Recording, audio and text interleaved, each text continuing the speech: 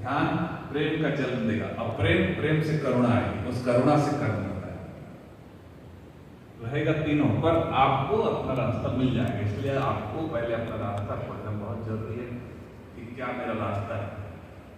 ध्यान फिर से समझ लीजिए, ध्यान से जन्म होगा प्रेम का, अब प्रेम से जन्म हुआ करुणा का, कि दूसरे के लिए मैं कुछ करूं, और उस करुणा से निकलेगा कर्म। कब तो हुआ वो कर्म की यात्रा आपको अकर्म तक ले जाएगी। परमात्मा करता है, मैं तो निमित्त मात्र हूं, मैं तो उसका। अब ये जो बना, ये अपनी औकात को नहीं थी बनाने की, हाँ, पर हमने अपना प्राण लगाया इसमें। कोई माँ किसी बच्चे को पैदा कर सकती है ना, और उसमें जान नहीं डाल सकती। माँ बच्चे को पैदा 9 महीना गर्भ में रख सकती है, पर जान नहीं डाल सकती। वैसे ही हम इसको अपने गर्भ में रख के चलते हैं शास्त्रों को। यही हमारा जीवन है, किसी के लिए जीते हैं हम, सुबह उठते हैं किसी के लिए सोते हैं, रात को सोते हैं किसी के लिए सोते हैं, यही हमारा जीवन है।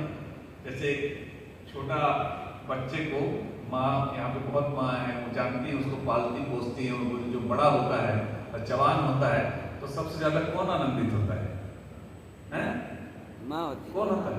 माँ। जोर से बोलो। माँ होती है ना।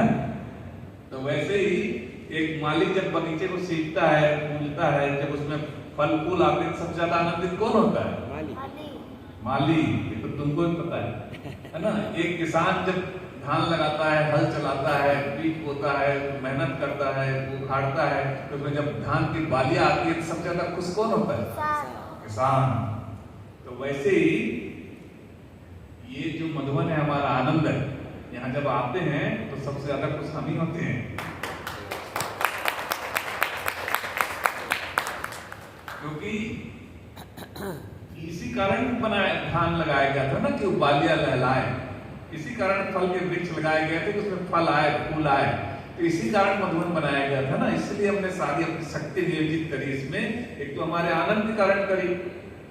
तुलसीदास से किसी ने पूछा कि भाई तुमने रामायण क्यों लिखी? तुलसीदास ने क्या जवाब दिया?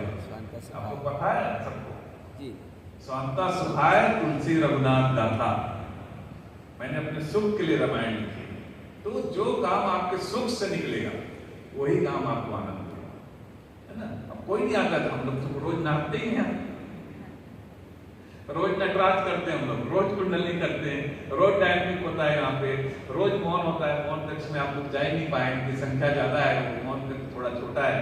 रोज वाइट रूम होता है तो हम लोग रोज नाचते हैं।